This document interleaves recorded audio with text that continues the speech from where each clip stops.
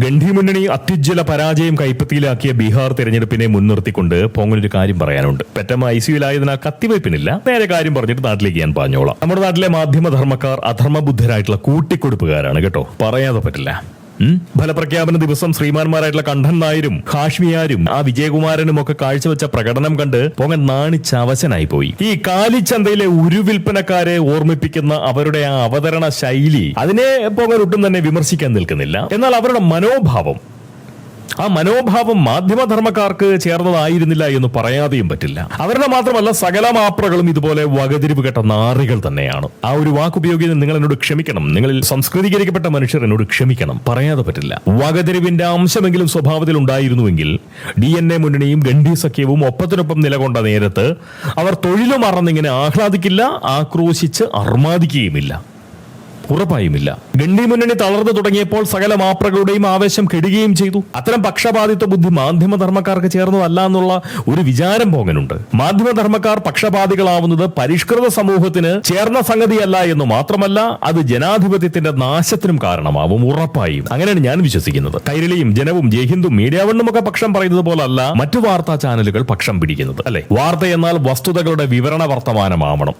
അതാണ് വാർത്ത, വസ്തുതകളുടെ വിവരണ വർത്തമാനം. അല്ലാതെ അവതാരകന്റെ സ്വാർത്ഥ താല്പര്യങ്ങളും രാഷ്ട്രീയ കാഴ്ചപ്പാടുകളും വ്യക്തിപരമായിട്ടുള്ള അഭിപ്രായങ്ങളും ഊഹങ്ങളും നിഗമനങ്ങളും ഒക്കെ പങ്കിടുന്ന പണിയല്ല മാധ്യമ പ്രവർത്തനം. വെറും പ്രതികരണ തൊഴിലാളികളായിട്ടുള്ള യൂട്യൂബർമാർ അങ്ങനെ ചെയ്യുന്നത് ഒരു പരിധിവരെ നമുക്ക് മനസ്സിലാക്കാം. എന്നാൽ സാമ്പ്രദായിക വാർത്താ മാധ്യമങ്ങളിലെ മാധ്യമധർമ്മക്കാർ കൈക്കൊള്ളുന്ന ഇത്തരം സമീപനം കൂട്ടിക്കൊടുപ്പിന്റെ പരിധിയിൽ വരുന്നതാണ് എന്ന് പറയുന്ന ഉത്തമ ബോധ്യം പോകാനുണ്ട്. ജനാധിപത്യത്തെ താങ്ങി നിർത്തേണ്ട തൂണുകളിൽ 4ാം തൂണാണ് മാധ്യമങ്ങൾ എന്നാണല്ലോ വൈപ്പ്. 4 തൂണുകളിൽ 4ാമത്തെ തൂണാണ് മാധ്യമങ്ങൾ. എന്നാൽ കേരളീയ മാപ്രകൾ ജനാധിപത്യത്തെ മൗദൂദിസ്റ്റുകൾക്ക് കൂട്ടിക്കൊടുക്കുന്ന മൂന്നാന്മാരെ പോലെയാണ് പ്രവർത്തിച്ചുകൊണ്ടിരിക്കുന്നതെന്ന് പറയുന്ന ഒരു വിചാരമാണ് എനിക്കുള്ളത്.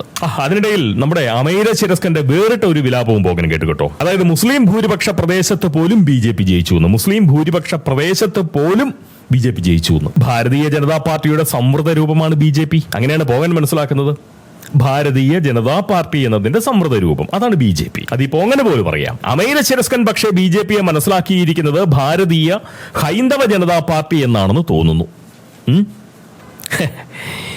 BJP നേതൃത്വം കൊടുക്കുന്ന ഭാരത സർക്കാർ ഈ രാജ്യത്തെ ഹൈന്ദവരുടെ ക്ഷേമത്തിനും ഐശ്വര്യത്തിനും മാത്രമായി പ്രവർത്തിക്കുന്ന ഒരു പ്രസ്ഥാനമാണെന്ന ധാരണ പക്ഷേ ആ മണ്ടൻ മാപ്രയ്ക്കുണ്ടെന്ന് ഞാൻ വിചാരിക്കുന്നില്ല. ഞാൻ അങ്ങനെ വിചാരിക്കുന്നില്ല. ഇത്തരമൊരു പ്രസ്താവന അമൈര ശിരസ്കൻ നടത്തിയിട്ടുണ്ട് എന്നുണ്ടെങ്കിൽ അതിന് പിന്നിൽ പ്രവർത്തിച്ചത് അയാളുടെ വിഷബുദ്ധി മാത്രമാണ്. തമ്മിൽ തല്ലിക്കാനുള്ള വിഷബുദ്ധി. സത്യത്തിൽ ഈ രാജ്യത്തെ മുസൽമാന്മാർ BJPക്കെതിരെയല്ല, ഹൈന്ദവർക്കെതിരെ പോലും നിലകൊള്ളേണ്ടവരാണ് എന്ന് പറയുന്ന ഒരു ധ്വനിപ്പ് ആ നാറിയുടെ വാക്കുകളിൽ ഉണ്ടായിരുന്നു. സത്യം പറഞ്ഞാൽ ഇത്തരം നാറികളെ കണ്ണുകൾ കൊണ്ടും കാതുകൾ കൊണ്ടും ബഹിഷ്കരിക്കാനുള്ള നീക്കമാണ് ജനാധിപത്യ ബോധമുള്ള മലയാളികൾ ചെയ്യേണ്ടത്. നിയന്ത്രിച്ചില്ല എന്നുണ്ടെങ്കിൽ ഇവറ്റകൾ ഈ നാട് മുടിക്കും, കട്ടായം, ഉറപ്പായി മുടിക്കും. ഈ തൊഴിലിന് പറ്റുന്ന കഴിവോ കാര്യപ്രാപ്തിയോ മനോഭാവമോ ഒന്നും ഇവിടുത്തെ ഒരൊറ്റ മാപ്രയ്ക്കുമില്ല.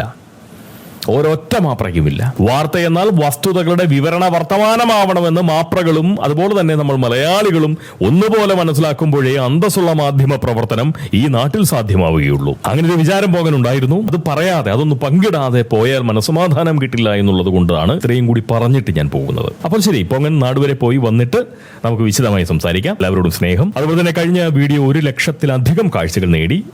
ആ വീഡിയോ കാണാൻ സന്മനസ് കാട്ടിയ എല്ലാവരെയും ആലിംഗനം ചെയ്തുകൊണ്ട് ഞാൻ എൻ്റെ കൃതജ്ഞത നിറഞ്ഞിട്ടുള്ള ആ സ്നേഹം നിങ്ങളെ ഓരോരുത്തരെയും പ്രത്യേകമായി അറിയിക്കുകയാണ്.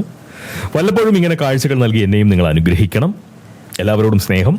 നമുക്കെല്ലാം നല്ലത് മാത്രം വരട്ടെ. പോകാൻ പോയി വരാം. സ്നേഹം. ടാറ്റ.